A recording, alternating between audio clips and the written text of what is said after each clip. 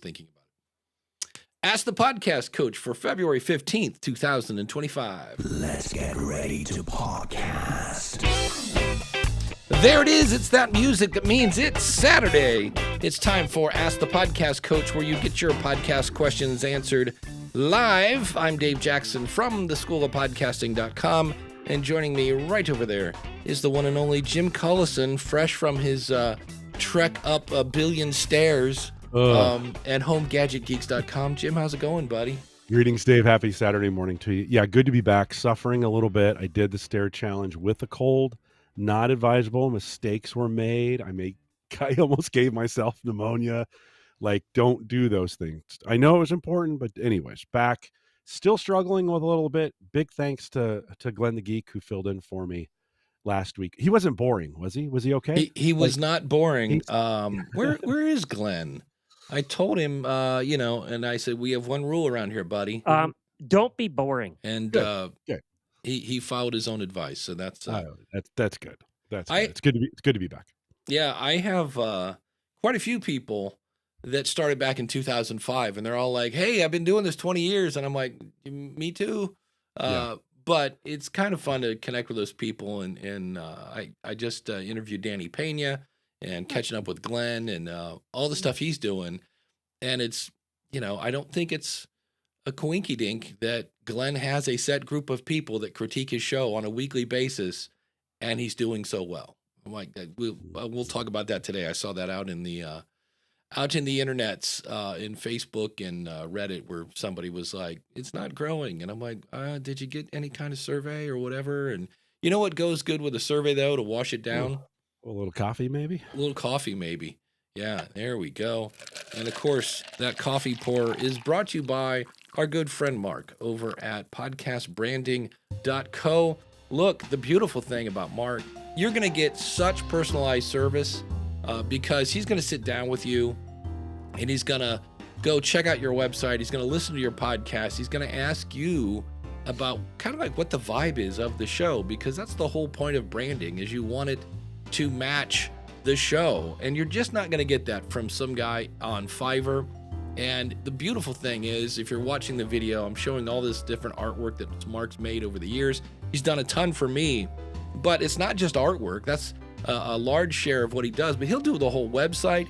If you need a lead magnet, anything that is audience facing, Mark can help you with, because you only get one chance to make that first impression.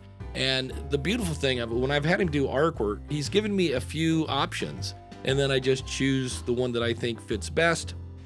And again, you're probably not going to get that from other people. So when there's only one place to go to podcastbranding.co and tell him Dave and Jim sent you.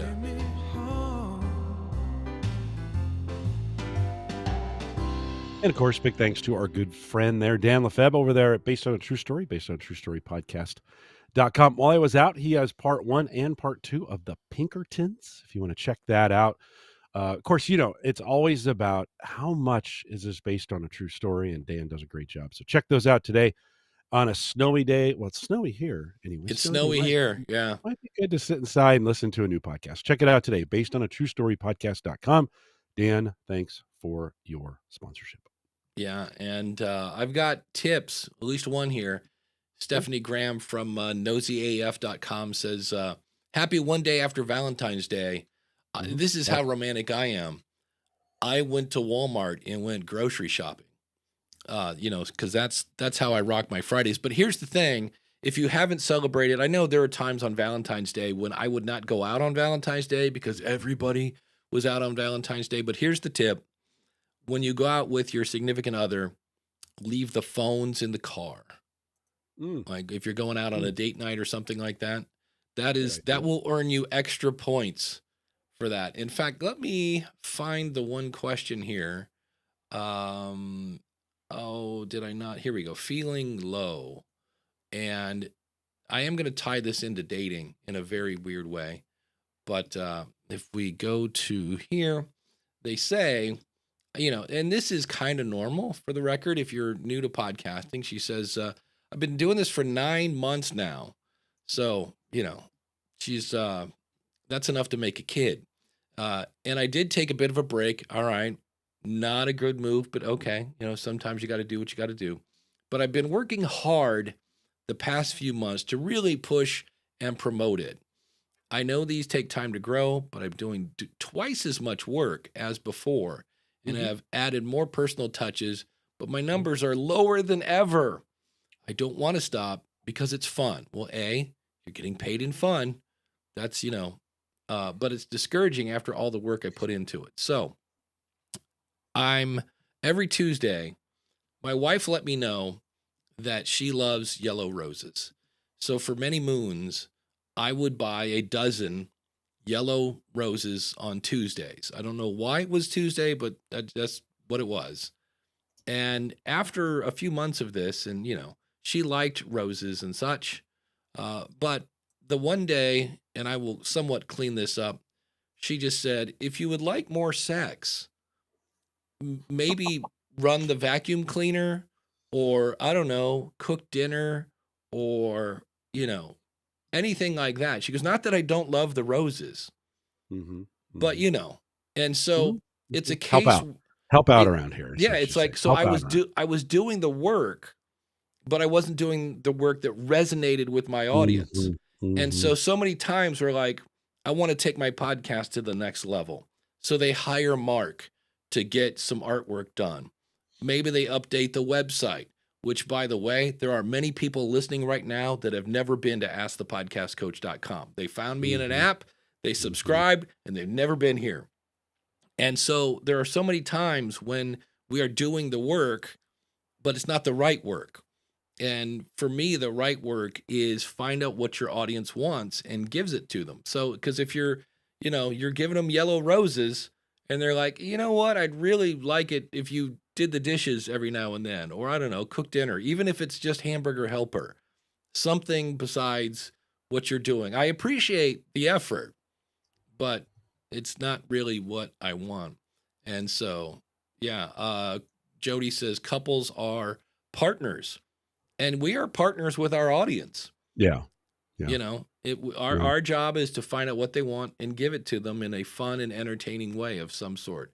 And so, it's if it's not working and you're working twice as hard, I would first say stop what you're doing, because you've already proven a point it's not working.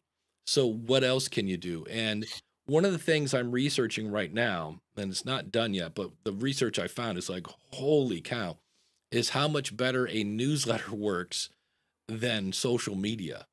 Mm. Like just the stats Mhm. of, Mhm. looking at that I was like, oh, wait a minute. I need to be, because there are times when I switched. I used to do my newsletter on Fridays, and now I'm moving it to Monday just because of this research that kind of says the closer you get to the weekend, the better the chance that nobody's going to read your newsletter. I'm like, okay.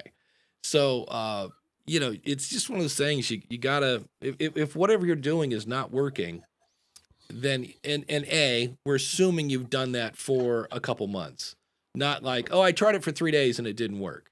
I remember I did TikTok for a whopping, I don't know, 2 weeks, and was like, yeah, okay, I did 2 weeks is not a Yeah. good test, so, It's um, gotta be kinda fun to you, it's gotta be something that fits into your regular patterns, the things that you do. You gotta kind of enjoy.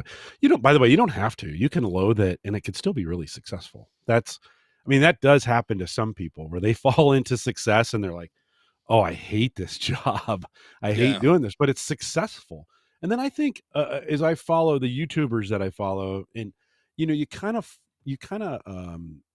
hear them fall into the successful ones, whatever we're gonna deem successful as. We'll just say over 100,000, or over, yeah, we'll say over 100,000 subscribers. So, they all go through a similar pattern where they start getting, famous, so to speak, popular, right. whatever you wanna say. Then they start fighting with their audience. You can hear it on the YouTube channel. Yeah, They'll come on and they'll show the face, or they'll show the, YouTube comment, and then they'll fight with them online, and they'll battle, "I'm not gonna do this. This isn't me. I know you're saying this." YouTube is one of the worst places in the world for comments, right? But yeah, and they begin this battle of, like, expectations, and I was listening to a guy. I mean, I've admitted this before. I watch guys who cut wood, right? They cut and stack and deliver. They talk about fires and wood and all those kinds of things. So this guy just this morning, and he's really, really successful, and he's got he has a pretty big audience. Just this morning, he was like, "Yeah, I got this comment from a guy. You're not doing," the comment was, "You're not doing what I want you to do." And he's like, "Well, sorry, I'm going to do what I want," right? Mm, The battle in this, as you're talking about, it's tough. I mean, we say this all the time. It's like, get feedback. Make right. sure you're doing what your audience wants. Maybe, like, yes, but you can't if you're chasing the feedback tail all the time. You're whipping your other audience around. There's folks who are there, they don't want that kind of stuff. Just because one yahoo jumps in and says, I want you stacking wood all the time, doesn't mean you become a wood stacker, right? Right. Kind of thing. So Dave, I'm just a little hesitant on sometimes on that feedback advice. Yes, we got to get feedback. Yes, we have to listen. But listen, there's an art and a science to this both, of just making sure you're doing what you think is best. And that, by the way, that may not be popular. Just it may not. It may not get there. You got to be ready for that. You got to be ready for, like, well, maybe it's not the right place, right time, right right audience, right whatever. It just may not do it. So there's a lot to it. We talk about this all the time.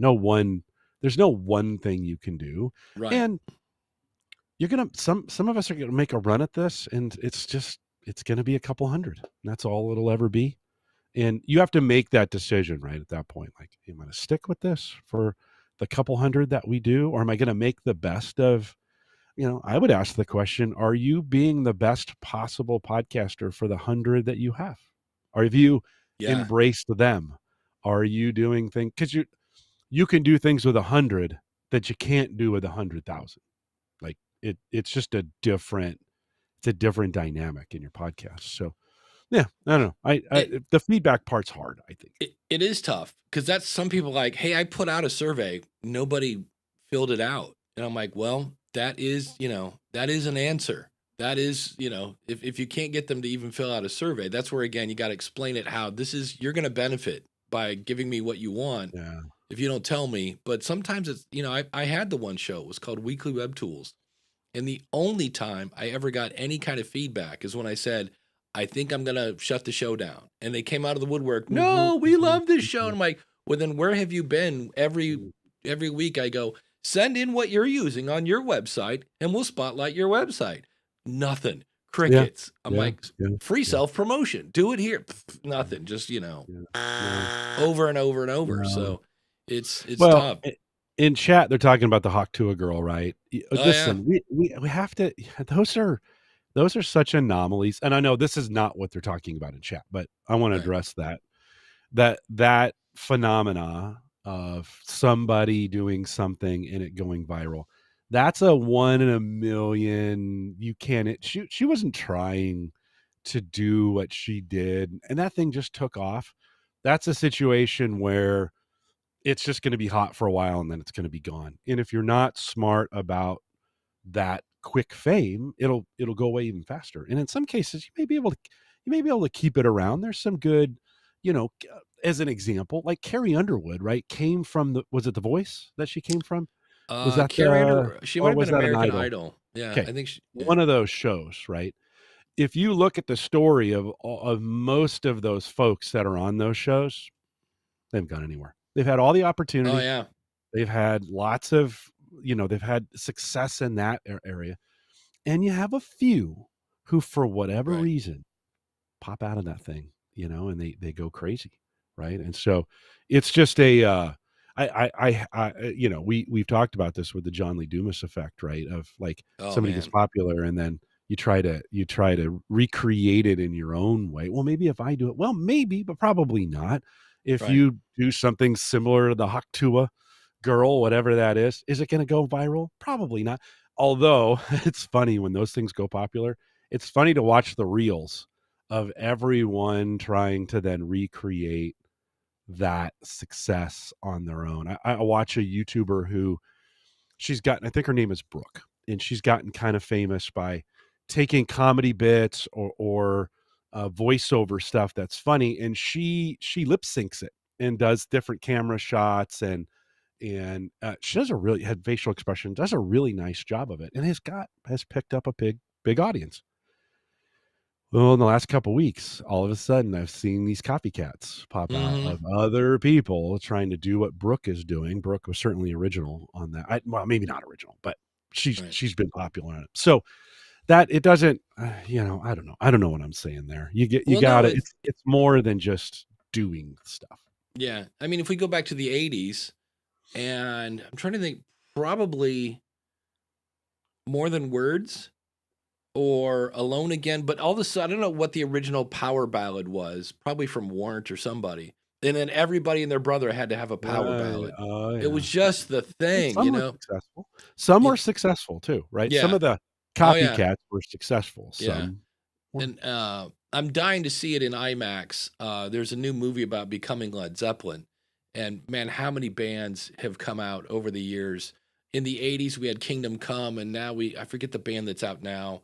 And it's funny because you hear them like, oh, they're trying to rip off Led Zeppelin.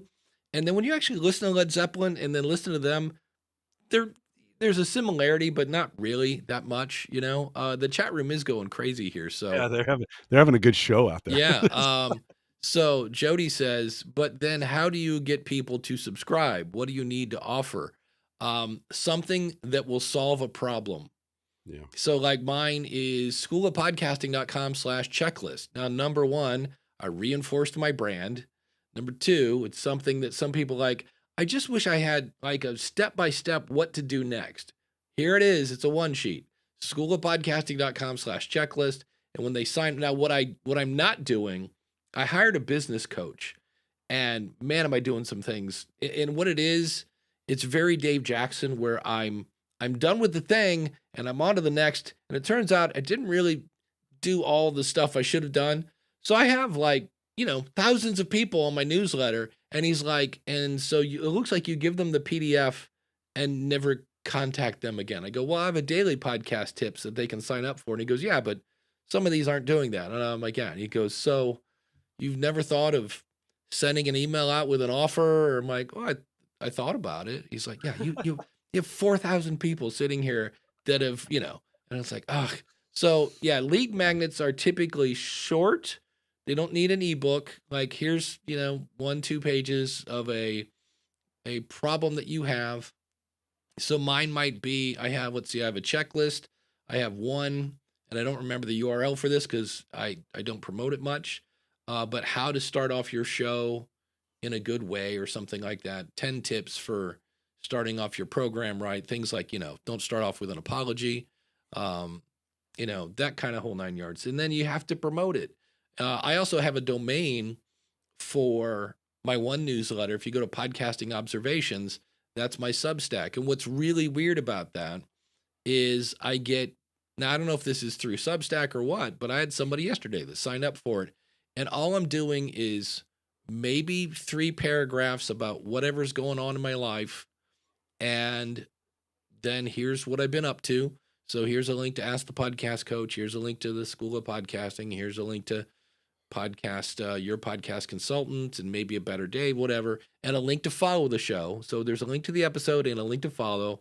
And then here's what caught my eye. Oh, I saw this YouTube video. I saw, Ray Edwards made $1 million a year and filed for bankruptcy. That caught my eye. And that's it. There's not really a lot in it. And I've had people, when I first started it, people said, man, I love your newsletter. I can read it in like a minute and a half. And I was like, well, it's that short because I don't have that much time to write a newsletter. But it's a lot of times, and it's always weird because you know that I know that you know that I know that it's just my thoughts. But somehow, because it's stuff that you can't get on the School of Podcasting, although you often do weeks later, sometimes I kind of incubate ideas over there, but it's like, oh, this is what Dave is thinking. And I'm like, so, but for some people, they're like, they want that extra, that little bit of knowledge or whatever. So it's, that's what I'm doing so far. But yeah, lead magnets are how do you get people to sign up? Because Steph had another question. Would love to know what everyone is doing to drive folks from Instagram to your email newsletter. That moving from one platform to the other is a tough thing. But again, something that solves the problem for them. Or I wish, uh, you know, uh, yeah, that's basically it. Something that they're googling for, and you've already done the googling, and you got the answer, and they can easily get it and download it. Because Jeff says, "Oh, by the way, I was on Jeff's show yesterday, Nice. talking podcast monetization." And Jeff, I did see he made an AI of me, and it didn't look that bad because when you start bad, and it looks bad, it's accurate. Then that's the beauty of it.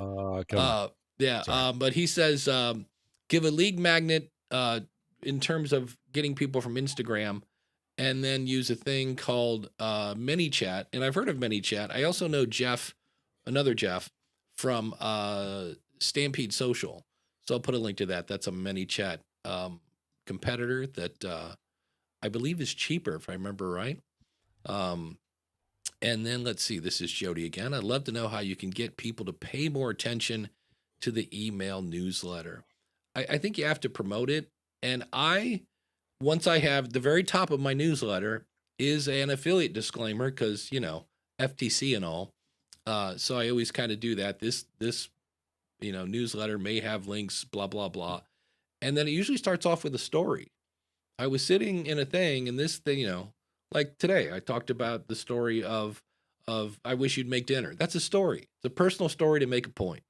And those, I don't know that unless you're really horrible at getting to the point, which sometimes that is my crutch, personal stories always work. Stories in general are always a good thing.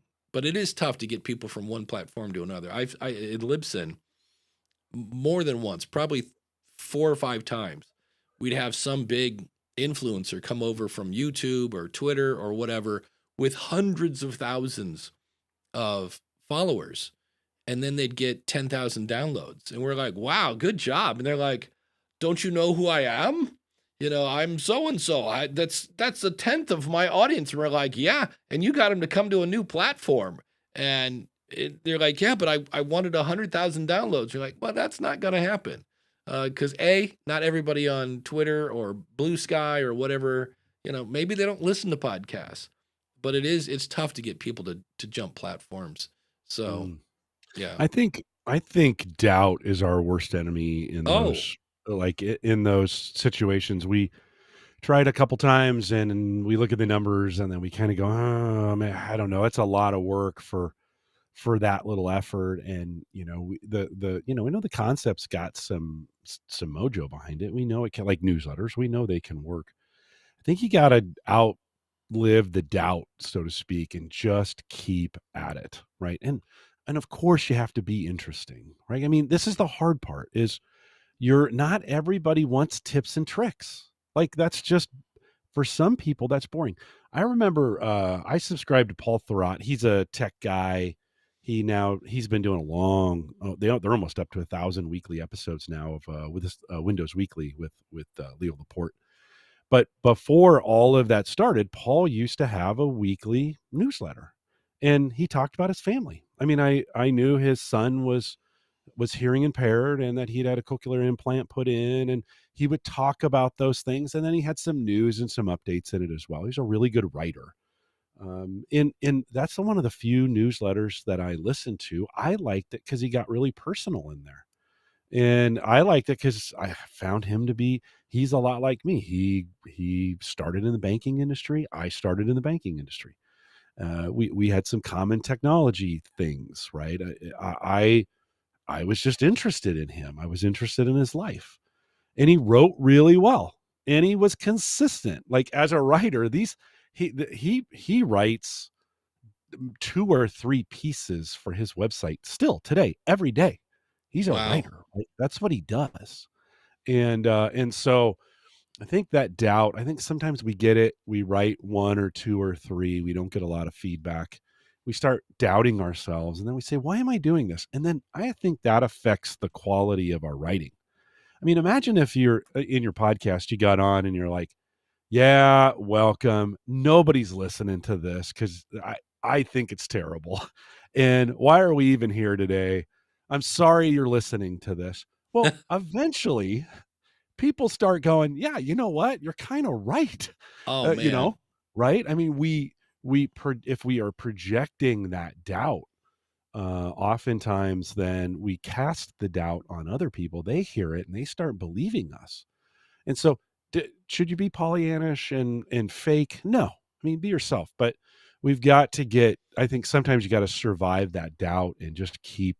Jody, I think you just got to keep at it, get better at the craft, keep honing that. Maybe commit a certain amount of time to it, and that's not 3 weeks. I'm not saying that's what you did, by the way, and you maybe you've been doing it for a long time. But for me, that's the hardest part. Every time I've started a newsletter, I get 4 or 5 in, and then I'm like, I don't want to do this anymore. Yeah. This is terrible. I hate these things. And then that Well, starts showing them the quality of my work. oh, absolutely. Yeah. Steph says, I'm going to make an Instagram post that says it all goes down to the newsletter with a Manny chat link. I think I posted that before, but anyway, that is. And then, man, Jeff has some great tips here. Jeff C, by the way, the show Creator News Live, is Jeff's show. Any idea, to offer a lead magnet that requires a sub, for the download as a pre-roll? So again, these don't have to be the thing. When I promote it on the School of Podcasting, I have a pre-recorded thing, and it's 15 seconds. And it's like, want more tips on podcasting? Check out my newsletter, podcastingobservations.com. That's podcastingobservations.com. That's it. And it's one of those things where, oh, I do want more stuff on podcasting. But again, I get maybe, I don't know, 3 a week if I'm lucky, often 1, sometimes none. And then I'll get 5 out of nowhere. And I'm like, what did I do that I got 5 people? I don't know. The other thing he said, and I met her at Ecamm Creator Camp.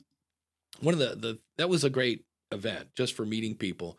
Got to go check out Liz Wilcox. And he says, yes, that Liz from Survivor. And also, I've never heard of Paul Gowder, but Liz has templates for newsletters, and they're like $9. They're nothing crazy. And Liz is one of those people that I said, why is it $9? And she says, she totally is. And I'm glad he said that, because I'm working on this newsletter thing. Liz would be the perfect guest for this. I'm like, duh, Dave, go to Liz. She literally just wants to help people with newsletters. She knows and understands the power of newsletters and just wants to help people. And I think she has a yearly thing that you can sign up for. But that's another one where when you say, I want to add something, that means either A, you've got free time, or B, you're going to stop doing something. And so I just don't watch. If I watch TV, and I don't watch much, it's pre-recorded.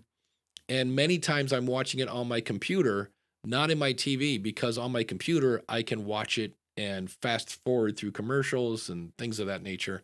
So, but it's tricky, and then Jody said, or could I just show, wait a minute. Yeah. Or I could Yeah. just show my work on occasion, but I don't necessarily want the newsletter to be all about me. It's for them. But when Yeah, you, but it is about you, Jody. It is Yeah. that they're not coming to the newsletter for them. Like, they get enough of them every single week because they know themselves. They are coming for you. That's the thing. I think we miss that. Like, I think we kind of say, yeah, and Jody, I understand what you're saying here. I do. I get it. Oh, it's about my audience. Well, your audience wants it to be about you. That's why they're there. yeah, So I think sometimes we make this mistake sometimes, especially in interview shows, where and it is kind of about the guest, but it's really about the interviewer. It's really about the host. People are there for you, the host, interviewing someone. The relationship isn't with the guests. Like, you have a guest on, they're there. In my show, I have rotating, reoccurring guests, and yes, people come out for them because I have them on a regular basis. But for the one-offs, they're not. They're there to soak up as much information as they can out of that guest, and then eject them. They don't care about them. They care about you. So make sure you are You were being you. And I understand the selfless mentality in this. Oh no, I Right. want to make it about other. I get that, but for a second, we have to kind of shift and say, you know what? No, they are here for me. And Jody, I would encourage you to put personal stuff in there. That's the stuff they want to know. They're following you because they want to hear that stuff. So find the balance that works for you. I get it. Sometimes that makes people uncomfortable. Like, oh, I don't want to share too much about me. No, they're there for you. That's why they're listening to you. Don't miss that point. You're the point. Make sure you're doing it in a way, and certainly be comfortable with it, but do it in a way that works for them. They're there for you. Yeah, just an example. I went over to podcasting observations, and it says the one thing that is stopping you is you. And I start off where, hey, I turned 60. And then the next paragraph, hey, you know what? I'm doing the exact same thing I did in my 20s to lose weight, and it's not working. And it said last month I worked at Podpage, and I explained how I went through the learning curve of setting up the booth, and I didn't like it. I was going through the learning curve last night with WordPress. And it's weird because I get frustrated because I know what I want to do. I just want a video here with words to the right of it and tools, this, blocks, right? And I'm like, I just went to the kitchen. I'm like, this is a learning curve. Like, you're going to figure this out. You figured it out before. You can do it, So I'm basically saying that. And then I have a sentence that stands out, says, wait, what does this have to do with podcasting? And I'm like, here. So I always tie it into podcasting. Creating amazing content takes time, dedication, knowledge, insight, and many other nouns and adjectives that I don't feel like looking up. Keep this in mind. Podcasting is not impossible. It's not as complicated as you think. And then I go through, so it's, I said 3 paragraphs. Okay. It's Dave. It's not going to be 3 paragraphs. It looks more like 7, but then it's, hey, Podcaster Happy Hour, by the way, podcasterhappyhour.com. Mike Dell's going to be demoing some of their AI stuff for us this week. It's totally free. And then here's my latest content. And then here's stuff that caught my eye. Hey, Captivate has a sale. And if you buy it right now, you don't have to pay till April. Capshow cut their price in half. Katana, which we talked about on this show, katana.video. Storytelling Secrets from South Park creators. That caught my eye. That's a YouTube video. And Chapel Rome's Grammy speech. And I pointed out that I'll be interested to see how Chapel Rome makes out on her next album, because during her Grammy speech, she basically bit the hand that feeds a lot. Like, she basically said, hey, record industry, you suck. Why don't we have health benefits? In 2020, I was dropped from my label and I didn't even have a working wage. And I was like, is she doing, wait, what? I'm like, they just voted her best new artist and she got up and it was just like, yeah, screw this place. And I was like, okay, let's see how much that album gets promoted in the past. So we shall see. But that's, again, it doesn't have to be War and Peace.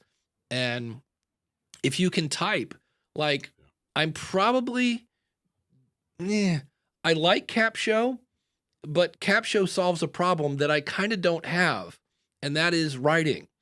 I basically write, and I've got Grammarly. If I want to, I can throw it into ChatGPT, and usually between those two, they stop me from looking stupid. Occasionally, the typo sips through and I just go, well, I'm still human. Thank you. So, I'm probably going to drop my cap, even though they cut their price in half. I'm probably going to drop that because I'm just not using it. And so, if you have a problem writing, then there are AI tools that you can use. Be sure that you are still in the voice there. I'm not a big fan of letting AI write the stuff for me, but I'm all about, oh, let me speak. You ready for this? You'll be the first to hear this. Speaking of AI and how to wrap things up, Daniel and I did an episode of The Future of Podcasting. And I said, I wonder if you can use ChatGPT to critique your show. And so I transcribed the show, threw it into ChatGPT and said, what do you think?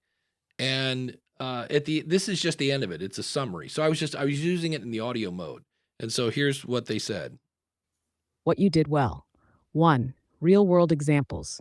You used relatable analogies like painting with peanut butter and referenced early podcasting struggles, which made the discussion feel approachable. 2. Conversational style. The back-and-forth dynamic kept things engaging and prevented the conversation from feeling overly academic or dry. 3. Breaking down AI concepts. The way you explained AI-driven editing, auto-generated chapters, and future AI co-hosts was clear and tied to existing tools like Descript and Rodecaster. 4. Injecting humor. Lighthearted moments, like discussing AI praying for you, kept the conversation fun while tackling a deep topic. Where you could improve. 1. More step-by-step explanations. Some segments, like AI's potential role in podcast production, could be broken down further. For example, instead of assuming listeners know how AI-driven tools work, walking through an example workflow in simple terms might help. 2. Summarizing key takeaways. More clearly, the episode had great insights, but reinforcing the big ideas at the end would drive home what listeners should walk away with. 3. Less assumed knowledge. Some references, like cross-app comments or dynamic ad insertion, could be briefly defined for newer podcasters who may not be familiar with them. Final verdict. Yes, you achieved your goal of making complex ideas easier to understand, especially through examples and humor. To level up, you could add a structured takeaway section at the end and ensure all technical terms are briefly explained for less experienced listeners. Would you like me to draft a summary or bullet point takeaways for your audience? And when I listened to that, I went, okay, I'm out of a job. No, I mean, no, everything. you're not. I get it. No. You're not. But But I there were get it. things in there I was like, you know what? We do assume the audience knows what but we know our audience are podcasters that are primarily really interested in the 2.0 stuff. So they kind of know what cross app chapters are. But the summary, like all those are not bad suggestions. Like they're not telling me to tweak my show, but it was just like, all right, it's interesting because I still don't quite get yeah, Dan says that was very boring to listen to. Yeah, I don't know. I clicked a button in ChatGPT and it went from the very friendly, like, hey, Dave, what's up, to this woman who talked like this. So I don't know. I somehow hit the NPR button and it was like, let me give you some tips. Yeah, that was it's a good voice. And listen, all of it is good advice, right? As I listen to it, smart, correct. It's good advice. It's not a person. And right. we know it's ChatGPT. And listen, there's times when you need just a list of things. And there's times when I was writing something this week and I had one of my coworkers come look at it and she's like, just paste that thing into ChatGPT and get a summary of it. Like it made a really more readable summary for me. And I thought, could I have gotten there eventually? Yes. And I think, but it needed the content to get started, right? So no, Dave, I don't think that we're on the verge of being. We just have to capitalize on what humans do best, and that is connect emotionally, right? Yeah. And connect emotionally with people. AIs can't do that yet. No, there's no nostalgia button in AI. So if you tell a story and it talks about whatever, some old TV show, they're not going to get that. No, they're lacks not going to. empathy. Yeah. My co-host, we talked about DeepSeek this week on Home Gadget Geeks, and I asked him, what are the limitations? What do you see? He's like, yeah, these AI, they don't have any empathy. They No. really struggle with empathy, right? So that we don't. Well, some of us do. Maybe that's, but humans do that better than AI. Yeah. But it was now, on one hand, that this is very kind of a Facebook thing because it was very to the point and summarized.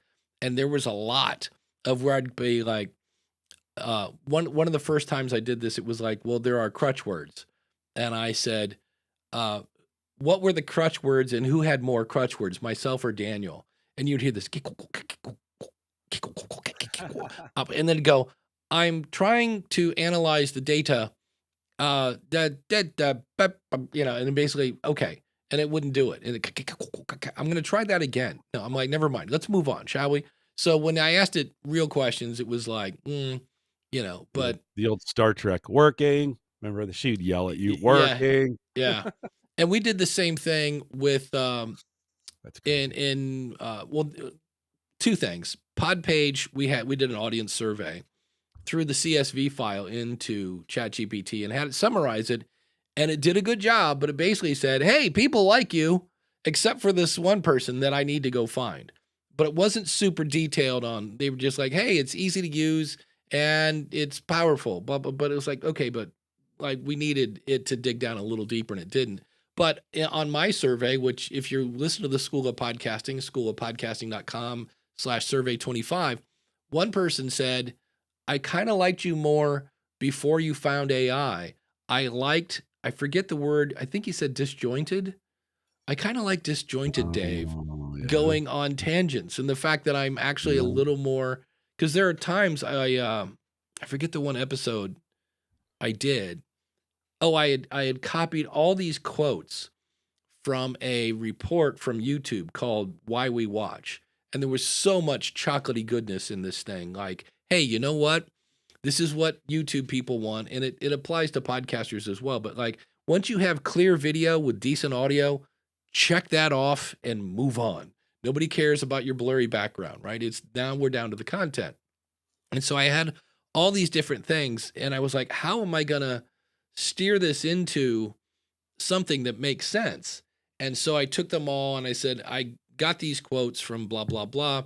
Can you organize these better? And it spit out something. And I was like, exactly. It was like, here's the main points and here's the sub points. And from that, I just riffed on those. I didn't read it, but in the process, I was more organized. And that person was like, we kind of liked it when you're a little more disorganized. I was like, that's a really interesting comment.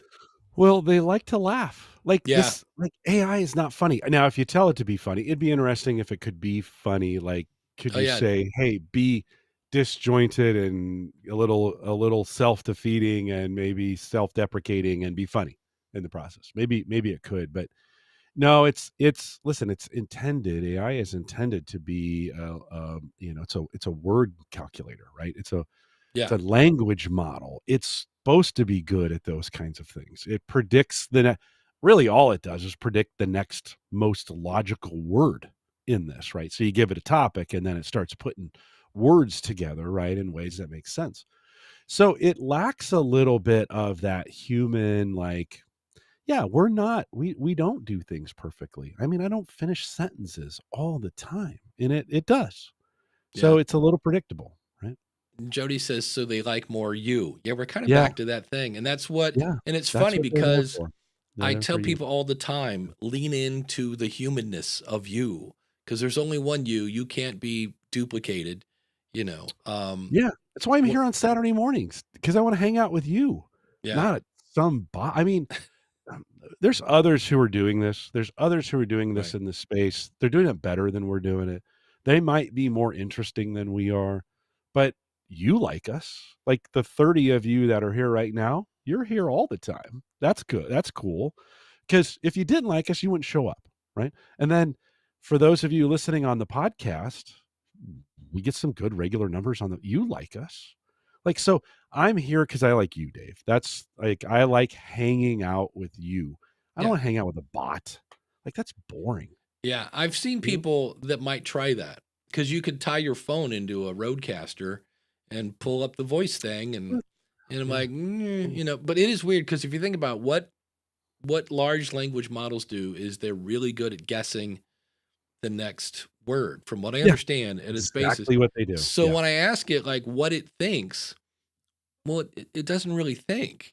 It can, No, it's not so it's kind of, They also Dan's- don't get distracted. They don't interrupt each other, and they don't get distracted. Like, that's a huge, I think that's a huge difference. Sometimes you or me, we go on a tangent, we go Yeah. off. And there's something about the human experience in that. We used to all sit around fires and tell each other stories, and we'd have that guy who'd start the story and you're like, oh, when's that going to end? Oh, Right. But AI doesn't do that. It creates perfect sentences. It doesn't interrupt itself. Those kinds of things. I have a family member who doesn't listen to the show, so I'm safe. But Okay. I can literally put my coat on and walk towards their door. They will start a story that goes on forever. And I can then pull out my keys and then I can open the door while I'm still listening to the story, have my hand on the outside door. My body language is like, I'm leaving. I gotta go. And they just keep going. So Dan says, as a movie guy, I think of CGI. Everyone thought CGI would eliminate practical effects, but the more CGI that's used, the more people want the real thing. I think the same thing for AI. People want people. I did see in the theater that they're doing yet another dinosaur movie. Like there's another Jurassic Park. park movie. I was like, really? I Oh thought my. the last one was the final one. And they're like, no, it made money.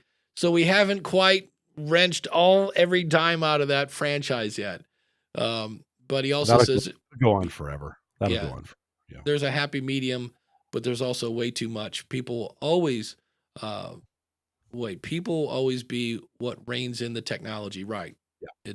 We got to be human. And so I heard Todd and Rob talking about what if Google created a bunch of AI tools to write stuff that Google would then promote because those aren't people. For And I'm sure. like, yeah, but that technology is not cheap either. That's the other thing about that. But in the end, it's people that are gonna, work. So Well, listen, we're on the verge of information revolution, like in the way we get information, the way it's displayed and distributed, and the way we get it. Generative AI will take over the search space for sure. Like we're the way we Google things now, that's oh yeah, in 10 years completely different, right? It will do that. So those things are coming. I mean, I think we need to be ready for that kind of thing. But the internet replaced some things and it created some new ones. I mean, this is always the way this works in technology, right? It doesn't take away without giving. And all the things we could do when the internet came along that we couldn't do before, this being one of them. Like no internet, no podcasting. So, this doesn't come along right. unless the internet comes. Now, the internet wiped out newspapers. I really enjoyed as a kid sitting with a bowl of cornflakes with the sports page open or whatever and reading the newspaper, as a 16 or 17-year-old. I enjoyed that. Doesn't happen anymore. I try to do it on the computer. It's just not the same experience as a big old piece of paper that I take Right. up half the table with it, right? Kind of thing. While I was eating cereal in the mornings. It's just a different experience. It ruined that experience. Like Do, it's gone. do you Yeah. know what That really killed newspapers? Because people think, oh, because they can get their news someplace else. Mm-mm. What killed newspapers was Craigslist, because yeah. newspaper Yeah. made a ton Yeah. of money on Yeah. classifieds, and now I can, and I was like, Yeah. when I read that, I was like, you know what, that's true. Hey, speaking of things that we didn't think about, and then you look back and go, oh, you know what, that's true. You know who doesn't get any credit for podcasting but should? And I watched a documentary on this guy. Did you ever watch Tom Green back in the day on MTV? Maybe. He was I really watched a lot of MTV. he was weird. He was from I just remember the one time he just kept saying watering can, watering, and I was like, that's so Canadian, watering can. Glenn, look, I have a watering can. Oh I'm yeah. pouring Yeah. water. Look, it's the watering can. And my bum is on your face. My bum is on the pole. My bum. It was just weird. Yeah. And he got testicular cancer. And as you might imagine, it took a while to overcome with chemo and stuff like that. Married Drew Barrymore. And so when he went off MTV because, cancer, they replaced him with this thing that never would have made it except for Tom Green, called Jackass. Right? Jackass was like, because Tom was doing all this weird stuff. Yeah. He'd go Yeah. out with like just meat hanging on his face and interview people just to like see what they would do. He would wake his parents up at 3 a.m. He basically had, remember when airbrushing was really cool? He airbrushed basically pornography on the hood of his parents' car. So he was this crazy guy. So that paved the road for Jackass. And then when he really understood what the internet was, he lived in Los Angeles, had this beautiful view of LA up in the hills where his show was. And he had 7 cameras, and he found a way to do automatic switching. And he would just, whenever he felt like it, he would go live on the internet. And people were like, oh, that's kind of cool. And one of his guests was this guy, you may have heard of him, Joe Rogan. Yeah. And I went, you know what? No, Tom Green.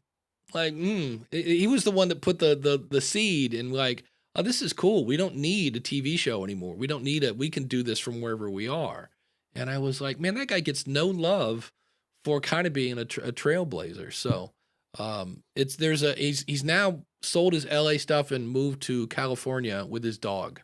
So it'll be interesting. Going back to the Chat GPT discussion, Chris says from castahead.net, we'll all look back at this years from now, and AI will get so much better than the stuff we're cranking out now. That's true. Always does. And worse. There'll be some worse parts. Look at clip art. Also, Chris can answer this question for me. I have a question for the audience. Is it just me, or has Descript stopped the endless updating? They still update, but they're not moving things around where you can't find anything. Because I tried to make a course on Descript probably a couple years ago, and it just seemed like every time I made a course, they outdated it within weeks. And I was like, so after about probably the third time of making a Descript course and having them completely ruin it in the matter of a month, I was like, all right, I'm not making a Descript course until they calm down. And it seems like they've calmed down a little bit over there. I could be wrong. So we shall see. The other thing, you know what? The other thing we should do is thank our awesome supporters, because they're awesome. And people like Jody Kringle and Chris Stone and many people that are in the chat room. Thank you guys. I appreciate that. And you can be an awesome supporter by going to askthepodcastcoach.com/awesome. And we should also let you know that I mentioned the School of Podcasting earlier. That's a great place for courses, unlimited coaching, and a really awesome community. And you can save if you sign up for either a monthly or yearly subscription by using the coupon code COACH. And when you go to askthepodcastcoach.com, you're looking at Podpage, and we just released a new feature where you can now, let's say, I don't know, you're in the top 10% per listen notes. You can actually now, we call really? them. Yeah, you can. That can happen? Yeah. But you can now make a badge at the top of your website that says, top 10% podcast, or #1 podcast with host name Dave and Jim, or whatever you want to see. So they're now achievement badges on Podpage. And we're also using Ecamm.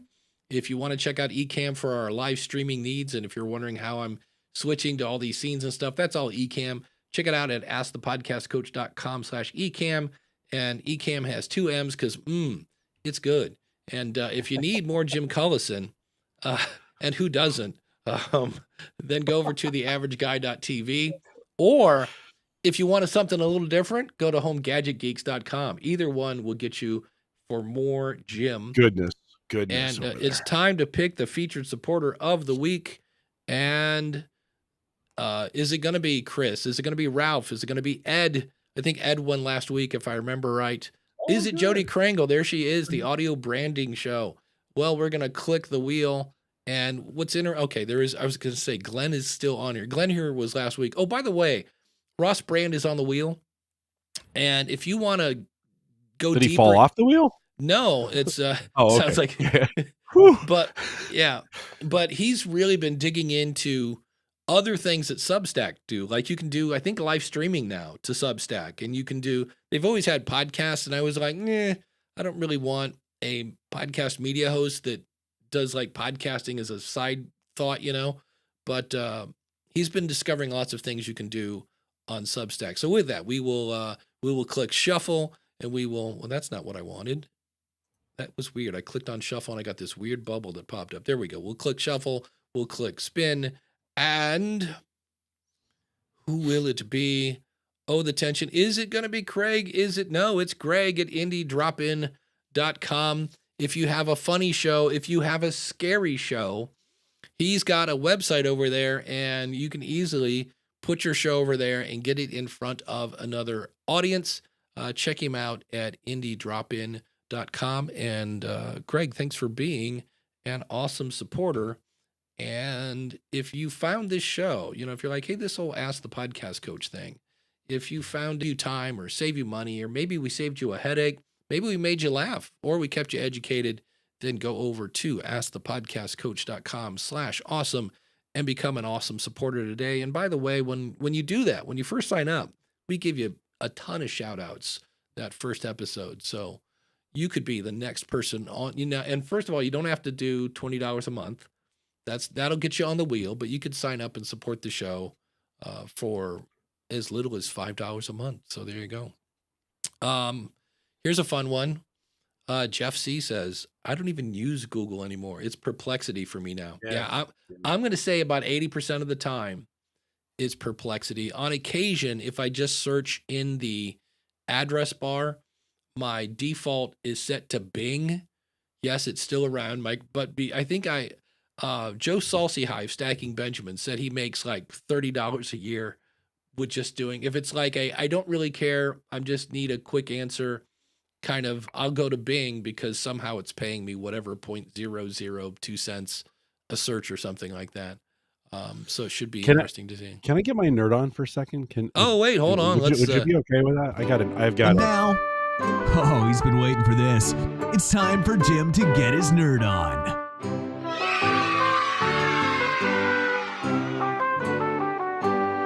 I love that. Love that. Hey, so not a selfless, no, a shameful promotion, whatever we call it, of the Home Gadget Geeks this week. Christian is on. We're talking about DeepSeek, but in the context of AI, I think one of the things I want podcasters to start paying attention to is what I've started calling the modularization of AI. In other words, yes, we have these big, large language models. When you think about what's going on with ChatGPT, that's a gigantic learning model, right? It has billions of tokens, and is kind of what they call it, but it has the ability, and actually that's not the right word either, but it's got these, it's in the billions of points of information for them. And then, but there's also what I'm watching in the space, and I talked about this 2 weeks ago, I think, that with LM Studio, the letter LM Studio, you can actually download and kind of use AI models locally. You can have your own AI model. It's that this way you're not having to go to the,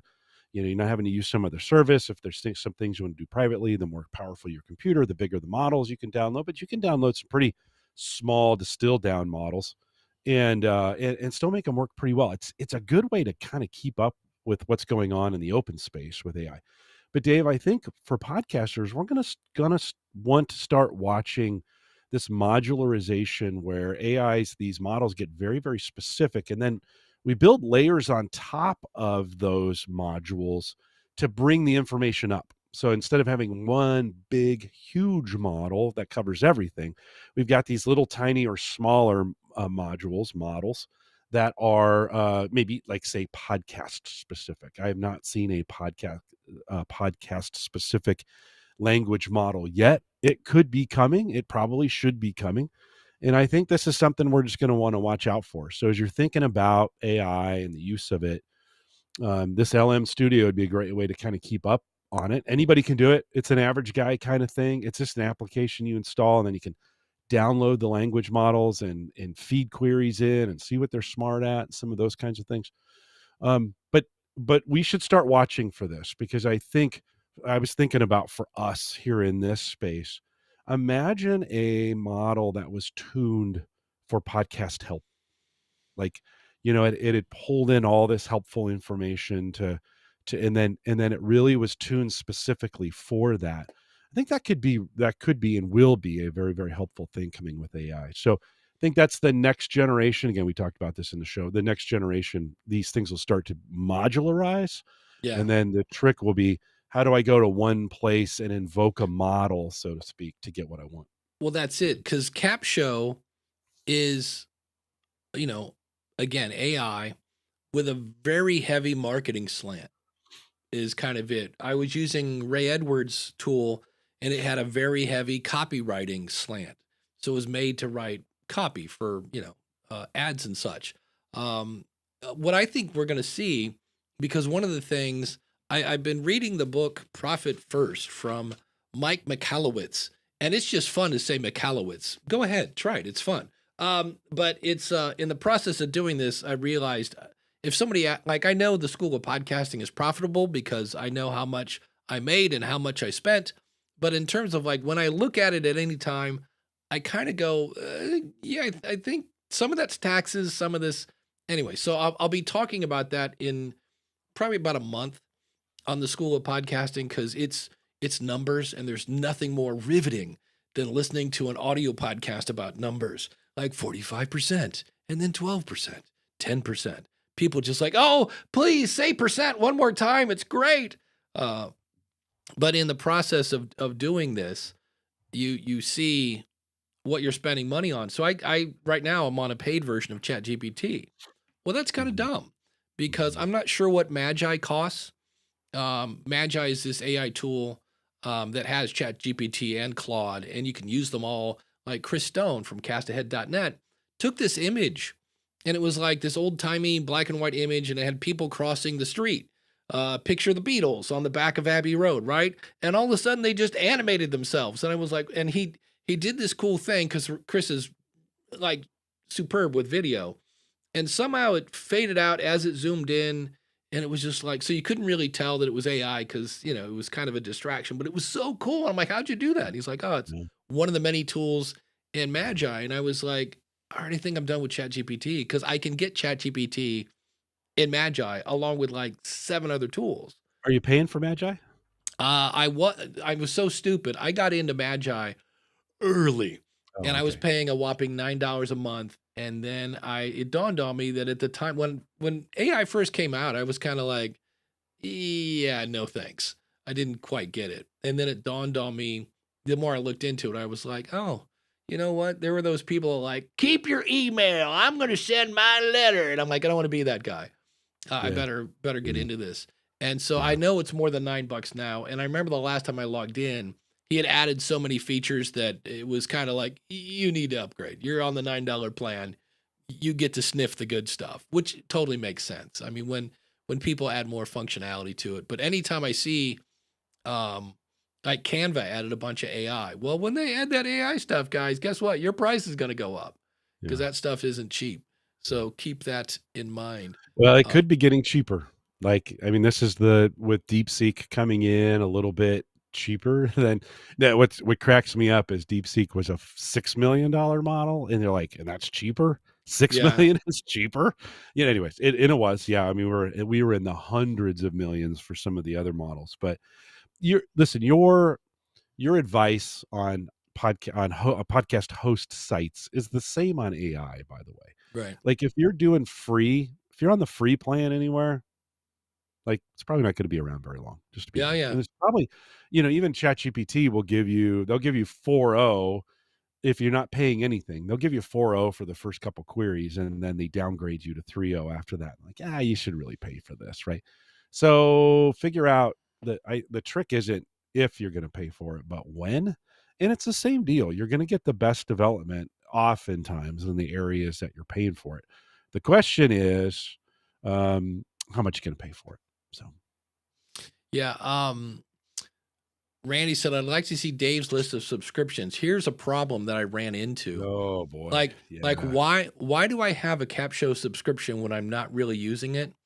Because I love Deidre Chen. I think she's awesome. I love that whole like I'm friends with these people, and I have to just go, yeah, I will promote it, but I'm not your target audience. Daniel J. Lewis, I love Podgagement. I don't really use it. And I'm like, oh, can I do that to my co-host? Like now it's $15 a month. You know what I mean? But when you do 15 times 15 times 7 times, 8 plus 8 and another, oh, this one's 22. And, it's, yeah. So I am cutting down. I need to figure out, I can increase my profit because the whole profit first thing is how much money did you make? Pay yourself. And then what's left is for expenses. And if you go, wait, I don't have enough to cover my expenses, then you either A, don't pay yourself. And that's the whole point of the book. No, you need to pay yourself, or you cut your expenses. So it's kind of tricky. Stephanie says Canva's AI is trash. I would totally agree. I've used it 3 times, and every time I go, I think this is user error because it just like is bad. So keep that in mind. Let's check out the Legacy Right as a question, and it's about hardware. And it's like, what would be a good digital phantom power converter to use? That's a great question Mm. because most of the stuff I use has it built in. Like the Rodecaster has Phantom Power built in. The Zoom PodTrack P4 has that. I don't know that they make just a Phantom Power tool. I'm sure they do. If you go to Sweetwater, they've got to have some sort of, but almost any mixer, even back in the days of using musician stuff. See, now Randy says Canva's AI image generation is better than most. And I know there's, I need Craig from AI Goes to College. There's a image something that I'm paying $7 a month for and not using. That seems to be a reoccurring theme with me.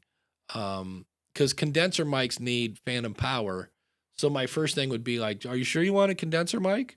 Because those can pick up a little more noise just because they pick up a little more high end, in some cases a little more low end. So you're picking up what might be more hiss and more rumbling. So that's a thought. We shall see. But they are having their own show over there. Yeah, it's listen, the Canva thing. Let me talk about that for just a Yeah. second. The I think we're at a spot, especially with AI, where it's very preference driven. So your mileage may vary. I've heard some people say positive and negative thing. Well, we just saw it in our chat room about Canva, right? And you can, I hear people say, "Oh, OpenAI," or "Oh, ChatGPT," which is the same thing, Right. or "Oh, I use Gemini," or "Oh, yeah." Yeah, there's a lot of right now. There's a lot of change and a lot of preference going on. So, I would say let your mileage vary on your experience right now. Like, I don't like it because of these things when you're given that kind of advice. Just saying it's garbage or just saying it's the best, I don't know if that's good enough right now. I think you need to Yeah. kind of say why or what for you, or especially if you're giving advice to folks who don't know what's going on. It's just there's a lot. Well, you just mentioned this with Descript. Like they are going through a whole bunch of changes right now in the way they're doing their update cycle. I was also frustrated with Descript's constant updating, and I went to Yeah. Auphonic instead because it was.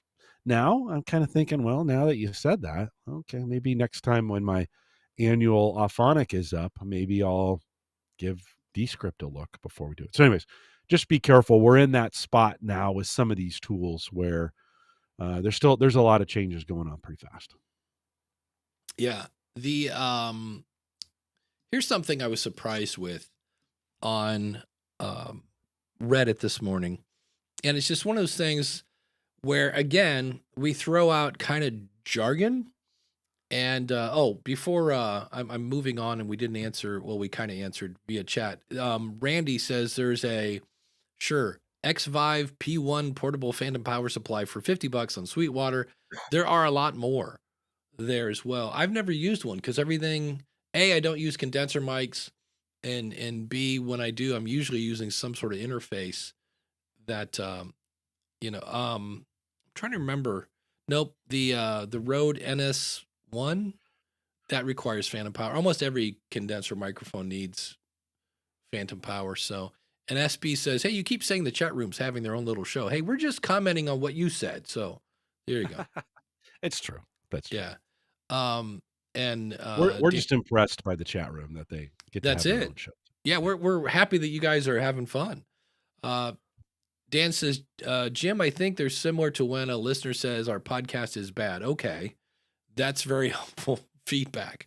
We can also give better feedback to each other on what we like or don't like. Yeah, Yeah, yeah, yeah. yeah, Even that's even here, we could do a better job of that probably. yeah. Um, And we what? do. Listen, actually, this chat room does a better job than most of saying, I didn't like this part of it, or these preamps and this thing weren't I did not like the sound that came out of those, or of being specific. This chat room in particular is really good at that. So don't take that as a chastisement on our part. You guys are pretty good at it, but it is just a good reminder, like, on some of these things, Yeah, specifics help. Yeah. but the one thing that I've always known what it is, I always thought it was self-explanatory, and doesn't mean this person was dumb.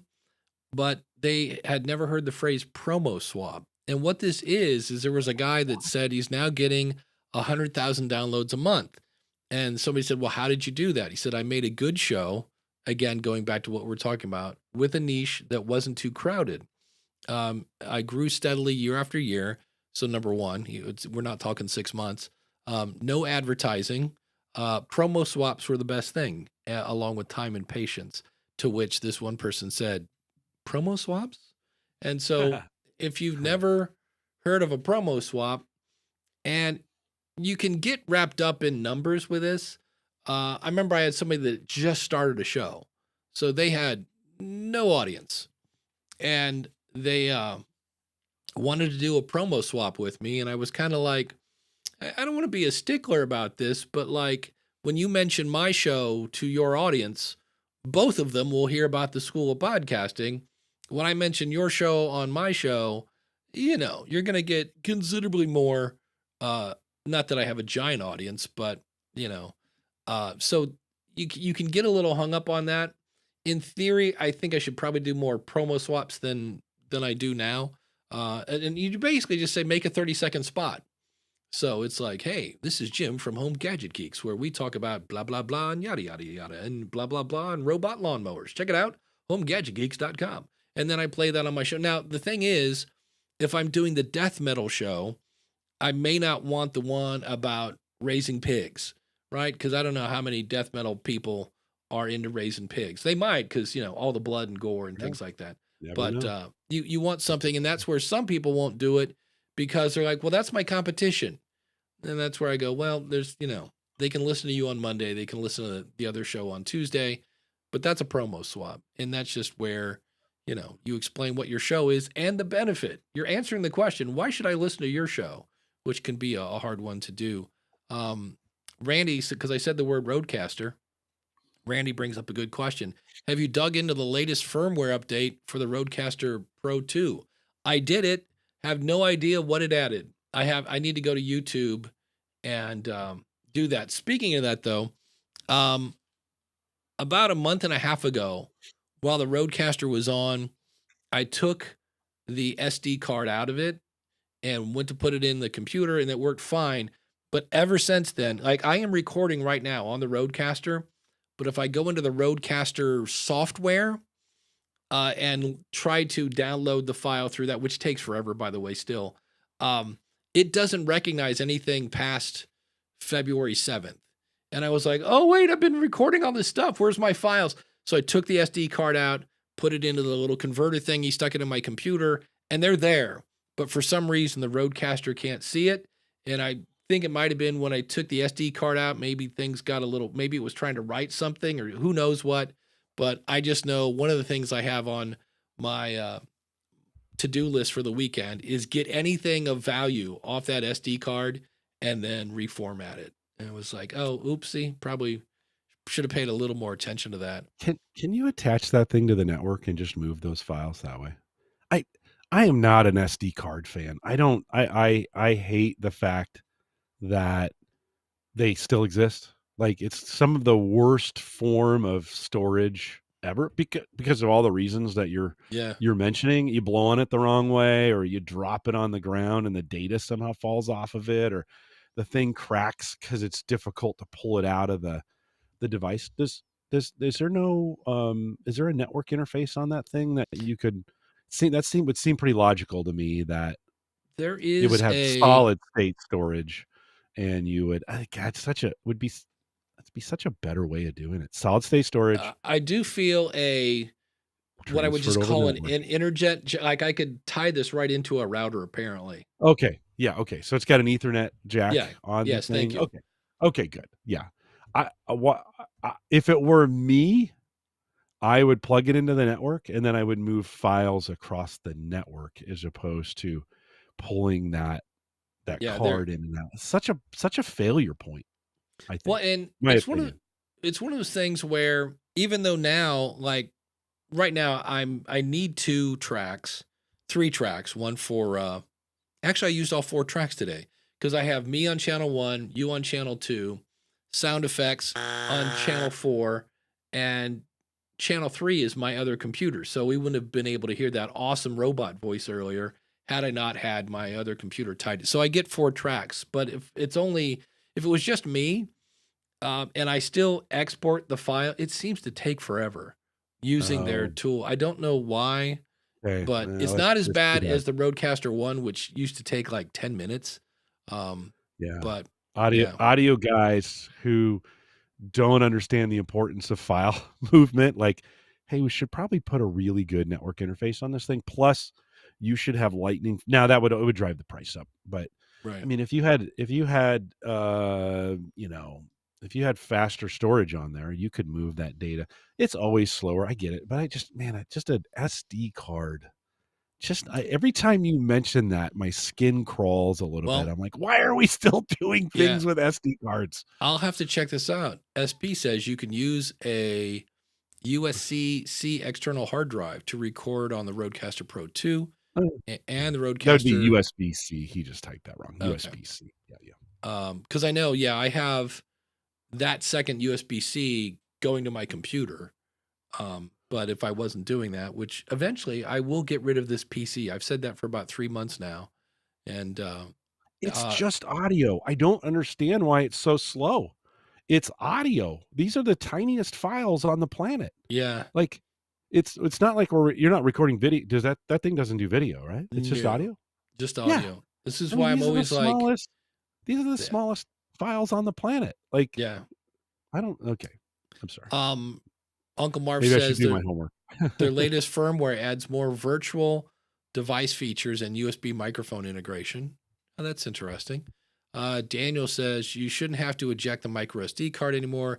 The Rodecaster Pro 2, it's USB 3, isn't it? Yeah, I always thought that. And it's not as bad as the Rodecaster Pro 1, but there are times, maybe I'm just impatient, but it just seems like I can go, get a snack in the kitchen, come back, and it's still like, okay, we're 30% done. And that's not now, I would expect that this is a 90-minute show. So, Yeah. okay, I get, but there are other But times I'm like, wait, still, yeah, tiny file still. yeah, Audio only anyways. yeah. Stephanie says I use the ATR 2100 and I never have firmware stuff. Yeah, that's a microphone. It's kind of set the way it is. You're Do not you gonna use your mic with the XLR cable? I do, Uh, yeah, and she asked what do I use? I use a Motu, Motu M2. That was I spent some time with Ed Sullivan. Speaking of consultants, I spent some yeah, time with Ed Sullivan. This was I think a lot of podcasters should if you can get a service like this, you should do this. He has every kind of mic and every kind of interface, and we sat down in an afternoon and recorded a yeah. bunch of audio to kind of determine, hey, what's the best microphone for me? So that was Ed. Thanks for doing that. Was years ago now, but Ed, thanks for doing that. And we like this microphone. Like it comes down to he's like, yeah, you sound good. I've moved to the SM7B at work, and And thoughts? I A mean, it's little okay. It muddy? looks good. Yeah, Looks a little. good. Do I you think think it's a little it's muddy? okay. I gave it Okay. some presents. Yeah, that's it. Out of the box, it was for me. Out of the box wasn't good, so I added some presents to it, flipped some switches, and I think it's okay. Listen, I don't have a choice. They're like, this is your microphone. Like, oh, I liked my mic. Yeah, we didn't like it. We like this one. Okay, so I don't have a choice on that one. I like this one, to be honest, and it's just my preference. Yeah, it's tricky. I like the Rodecaster, but if I wasn't doing live shows, and even if where I need the sound effects and things like that, I would probably just go USB out of this thing into my computer into Ecamm, and then just Yeah. let Ecamm be my. But that would the problem with that is then I only have one actually two. I have one locally on Ecamm and I have one on YouTube. So I have two recordings because who was it? I just had somebody that recorded and they didn't have two things going and their recording went a little kablooey. And I was like, bummer. Dan does make a good point in the chat. He says, with my Rodecaster first gen, I recorded about 2 minutes of uncompressed wave. Yes, that's bigger. That is, if you're going to go wave or FLAC or any of those uncompressed formats, yeah, they're bigger, 1.5 gig.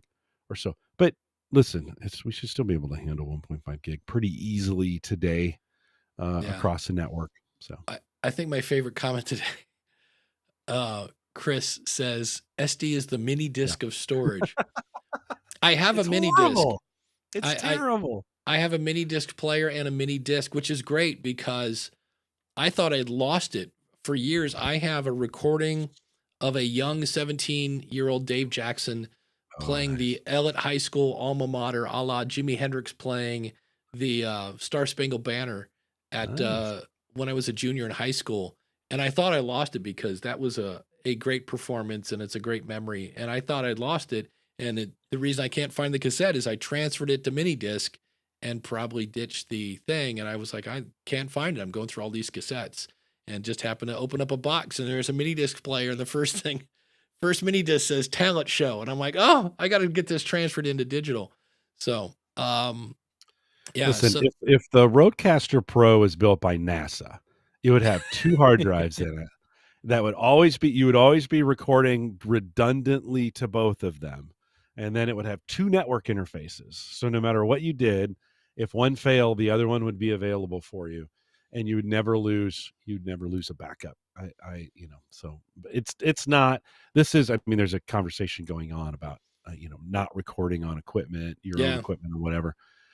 You're always going to have a single point of failure, no matter, even if you take it off your, so if you're recording on the Rodecaster Pro, that's a single, and I know this is what you meant, Dan, but that's a single point of failure. I mean, we would need a Rodecaster Pro built by NASA to have dual redundancy on those things to make it work. And then you're the single point of failure. Yeah. I forgot to press record. That's, you can't fix that. Yeah. There you go. But that's with, I think if I was doing video, because that's the problem. If you're doing a video, like I do the future of podcasting, we don't do the video stuff with this is the only show I do live. And anytime I do it live, I'm live streaming just because if this one, if Ecamm were to take a crap, which it never has. In fact, back in the days of Ecamm Skype recorder, that's when I first wanted to have a Mac, because while everybody I knew on a PC lost a Skype recording, I didn't know a single person that lost a recording if they were using Ecamm Skype recorder. So it's the same thing with Ecamm, the live streaming tool here. But I think that would be it, because if I was just recording an interview locally and it went away, I have no, I guess on a Mac, you would have the ability to have 2 recordings going, because I have screen something recorder, blah, blah, blah. I could do that. I don't know if I want to do that on a computer. Mac Mini could probably handle it, but that's the fun part was, if you're doing video, and Dave always preaches, have 2 things recording. How do you do that? That gets a little tricky, and I guess you just got to pray on that. The other thing, speaking of video, remember how we say how you have this is a great software, everybody loves it, then they add a new feature and everybody hates it, and then the developers fix the bug and it comes back up and everybody loves it. Right now, I'm telling you, I've heard probably 3 different shows this week praising Riverside, like how great it is. It doesn't quite do the same for live streaming, and it's not quite as good as an editor as Descript, but I guess the live streaming has really improved over there. I've heard like 3 different shows this week, like I'm in love with Riverside. So we're in that state. So it sounds like if you're going to join Riverside, now would be the time, because everybody loves it. I'm sure they'll come out with a new feature and then everyone will hate it. But I was laughing. I was like, oh, I see where we are in the cycle when it comes to Riverside. We're in the everybody loves it stage. Everything is awesome. What was that? The Lego movie? Lego movie. Yes. That was one of movie. those, that song got stuck in your head whether you wanted it to or not. Like a bad Dave Matthews song. Not that there are bad. I'm not a huge Dave Matthews fans, but if I hear Dave Matthews, speaking of tangents, I will hear Dave Matthews. Just yesterday, like every 10 seconds, I'd hear satellite, and I was like, that was because that song makes my brain hurt. Like, first of all, it's in 6, and then on the 3rd time, he stops on the 4, which musically makes your brain hurt. And then he sings over that satellite, and I'm like, how does he? It's crazy. Amazing. So, It's but amazing. with that, we will start to head out the door here. Wow. Jim, what is coming up on Home Gadget Geeks? Yeah, I feel bad because I talked about it a bunch already. Christian Johnson joins me. We talk about DeepSeek a little bit, just kind of like where are we at today and what's going on with some of how should we think about this and how has it changed things in AI? So quick conversation, shorter show, about 50 minutes. Check it out. It's on homegadgetgeeks.com, which is a pod page. There you go. On the School of Podcasting, I think it's going to be one of those stew episodes where I have like 6 topics that are all like 4 minutes long. But one of those is going to be, we talked about it today. I've been looking into the power of newsletters. And the more I look into them, I'm like, wow, I've been ignoring this and I should be using this more. And that whole 9 yards. So that, a little bit on social media. That's all at the School of Podcasting. Thanks to Dan from Based on a True Story Podcast.com and Mark over at podcastbranding.co.